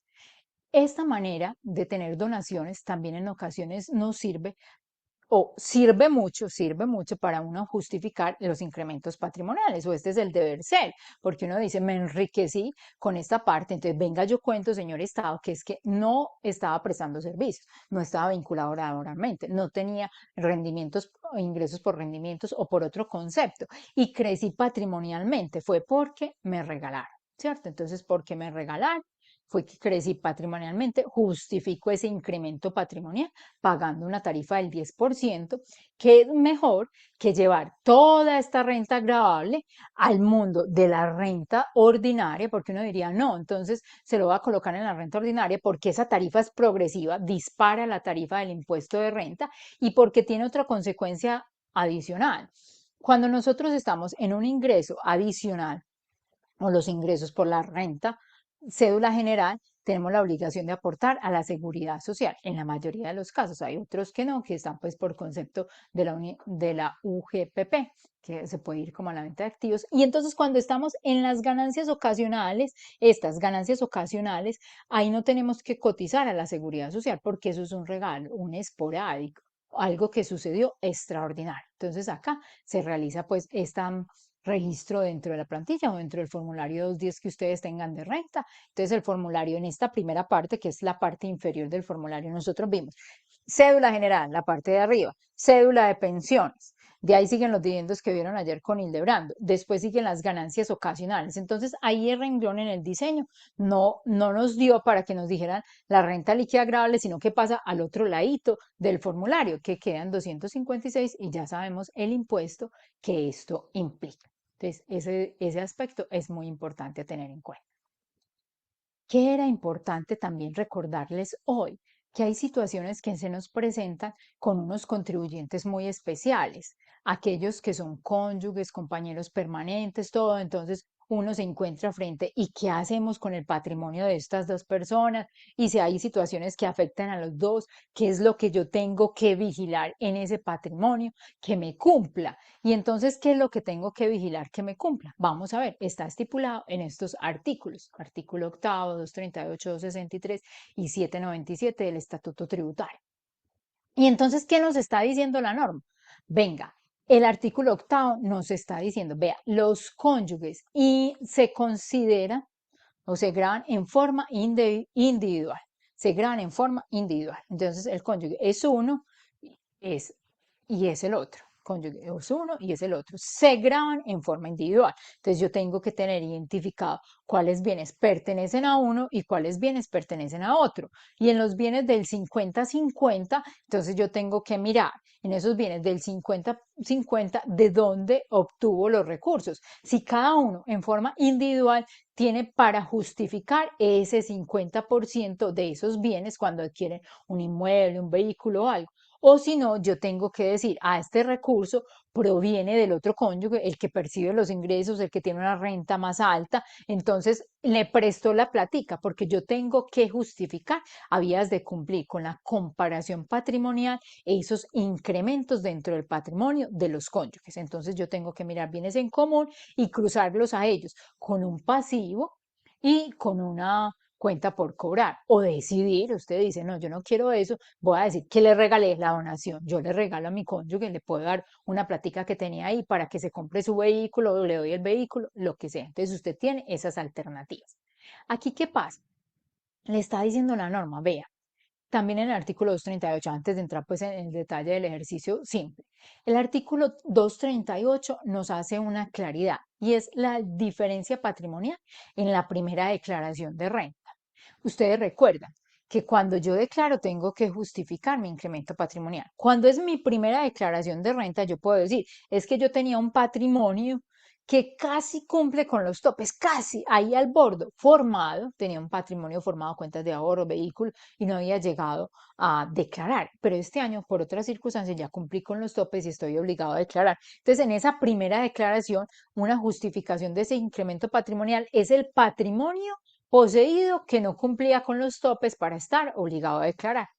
Pero aquí la norma respecto al tema de los cónyuges, y también es extensiva a los hijos en el artículo 238, pero lo traje para los cónyuges, le está diciendo, si usted no está obligado a declarar y hoy ya está obligado a declarar por otra circunstancia, es su primera declaración, La justificación patrimonial puede ser que ese bien estaba incluido en cabeza del otro cónyuge. Entonces dice, yo no lo tenía en la primera declaración, que ese bien estaba incluido en la declaración del cónyuge en el año inmediatamente anterior. Entonces, en esa, si yo soy por primera vez declarante, valga que le repito esto porque no ocurre sino ese artículo 238, la primera vez que soy declarante y digo, es que me di cuenta, se me había olvidado que yo tenía que reportar ese 50% de ese bien que supera los topes para declarar. Yo no sé por qué se nos olvidó, lo voy a declarar por primera vez, sirve para justificar patrimonialmente que mi cónyuge lo tenía incorporado en su declaración al 100%. Únicamente en esa primera vez, artículo 238. Pero también tenemos que ir a mirar, vea, el artículo 263 del Estatuto Tributario nos está haciendo referencia a quien se entiende como poseedor. Estamos en el mundo por allá de los valores patrimoniales y todo, y nos dice, ¿quién es el poseedor del bien? Entonces, el poseedor del bien, dice la norma, que es aquel quien realice un aprovechamiento económico del bien, real o a cualquier título, en beneficio del contribuyente. ¿Y quién realiza un aprovechamiento económico del bien? Entonces dice la norma, se presume que quien figura como titular del bien en forma directa lo aprovecha económicamente, ¿cierto? En forma directa como propietario o usufructuario lo aprovecha en forma directa. Entonces tiene un aprovechamiento económico y está en la obligación de reportar en su declaración de renta ese aprovechamiento económico de los bienes. Y entonces ahora sí nos vamos para el casito. Entonces Ana y Jaime, un par de esposos, adquirieron hace 2 años un local comercial, el cual lo tienen arrendado durante el 2021 por 6 meses a razón de 7.500.000 mensuales. Tiene unos costos de administración mensual de 900.000 pesos y paga un impuesto predial de 2 millones de pesos anuales. Entonces, ¿cómo declaran estos esposos? Dicho todo lo anterior, ya nos queda claro que los esposos tienen que declarar en forma individual porque tienen el aprovechamiento económico y la posesión en un 50% de ese bien.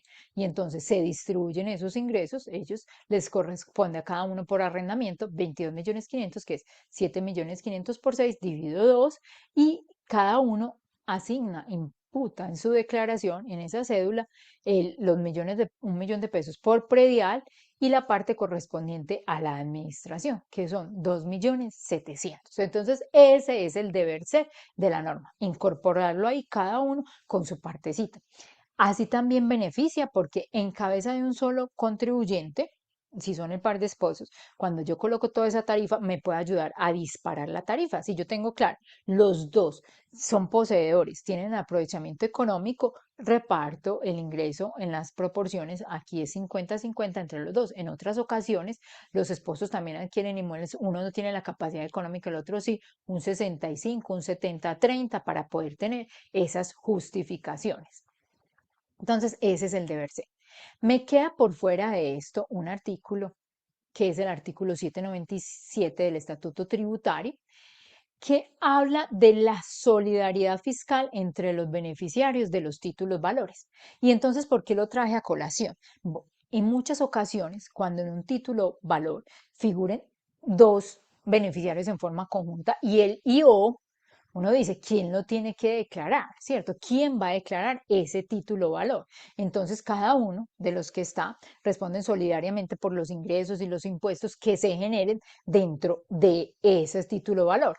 Pero la norma le está diciendo algo que nos sirve como colchón de salvación porque en ocasiones, si se presenta el caso, nos dice, esta persona no reportó, no declaró, la norma le está diciendo, vea, si alguno de los dos, el IO de los beneficiarios, incorpora en su declaración ese título, el CDT, lo incorpora con todas las consecuencias, lo incorpora patrimonialmente y con todos los rendimientos y todo, le sirve de prueba a la administración de impuestos para decir, usted no me puede exigir que pague impuestos sobre ese mismo valor, porque ya este personaje, el otro que aparece en el IO, ya hizo la declaración total en su patrimonio o todos los rendimientos de ese bien. Entonces, nos sirve de prueba para efectos de este tratamiento especial. El artículo 797 que quería traerlos a colación acá dentro de este esquema. ¿Qué sigue a continuación? Dentro de estos aspectos generales a considerar, y que es la última diapositiva que tenemos como para desarrollar hoy, material de trabajo, Nos está diciendo, por favor, ahí me disculpan que tuve un lapsus mentalius copiando un artículo y copié un artículo que no está vigente. Entonces esa partecita inicial que ustedes tienen ahí hay que cambiarla por el artículo 909 del Estatuto Tributario, pero era que no nos queríamos ir de este seminario recordando un tema muy especial que es el régimen simple de tributación. Y entonces usted frente a un contribuyente nuevo que llegó, tiene la posibilidad de analizarle, de mirar qué es más conveniente. Usted siga en el régimen ordinario o váyase e inclúyase en el régimen simple de tributación, sabiendo que hay una campaña muy especial, porque la forma simple de determinar esos impuestos también es la forma simple que la DIAN recauda y el Estado colombiano recauda impuestos. Entonces usted hace un análisis concienzudo de si su cliente le conviene o no le conviene estar en el régimen simple de tributación. Ustedes me dirán, hoy para qué nos sirve eso si yo no me acogí en la fecha establecida que era el último día hábil de febrero, yo no me acogí a eso, ¿para qué me sirve saberlo hoy?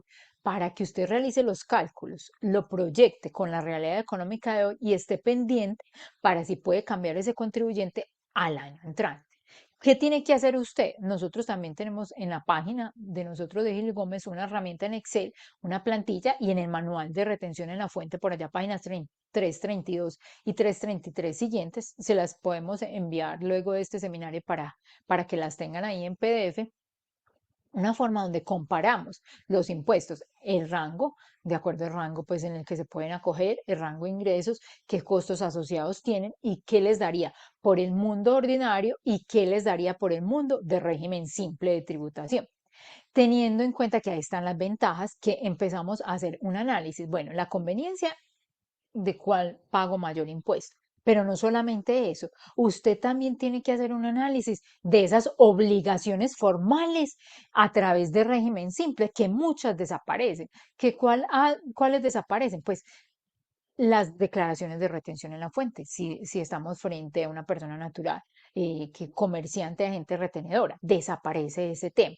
Entonces tiene que analizar eso. Si estamos frente a un responsable del IVA, entonces esas declaraciones de IVA desaparecen, pero ¿qué queda? Tenemos que recordar que en ese régimen simple de tributación nos están exigiendo tener un flujo de caja disponible, porque yo me acojo, pero el pago lo voy haciendo en periodos cada 2 meses. Tengo que realizar el pago cada 2 meses, teniendo en cuenta que como se da la posibilidad de que las personas naturales y jurídicas, todo el que sea, ingrese al régimen simple el último día hábil del mes de febrero, las fechas de los primeros pagos se trasladan, se corren para otro periodo, para que la gente lo pueda coger y tenga claro la planeación de su flujo de caja, recordando que en ese recibo de anticipo, 2693 si no estoy mal, de ese anticipo, que esto está pagando ya los impuestos de una vez, entonces al final cuando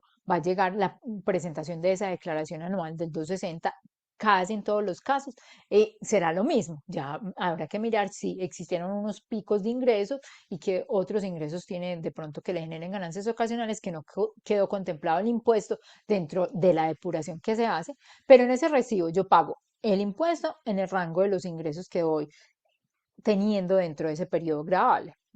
Enero, febrero, marzo, abril, mayo, junio, listo, eso. Y también quedo pagar si soy un responsable del IVA. Tengo que realizar en forma anticipada ese pago del IVA. Usted hace como una depuracióncita ahí en el recibo y está diciendo, este es el IVA que yo determino, casi que hace su declaración, este es mi IVA, aquí lo voy pagando, pero eso simplemente se queda como un anticipo, porque ya llegan unas fechas en especiales en las cuales usted debe presentar esa declaración de IVA anual consolidada y la declaración 260 de renta de régimen simple, pues la declaración de renta de régimen simple. Teniendo en cuenta que para este periodo gravable ya los que estaban acogidos a régimen simple de tributación declararon en abril, ¿cierto? Ellos en abril les tocó presentar su declaración de renta, quedándose por fuera la posibilidad de yo verificar con mi cliente esa información exógena que tenemos hoy de nuestros clientes para irnos ajustando a esas realidades económicas. Recordando también en este punto de hora que no lo tenemos pues ahí como esquema, que es importante que verifiquemos de cada cliente ese reporte de información exógena, le preguntemos las inconsistencias, si encontramos una cosa delicada, escribamos pues a la entidad reportante o algo para poder hacer la verificación. ¿Por qué es importante tener ese reporte de información exógena?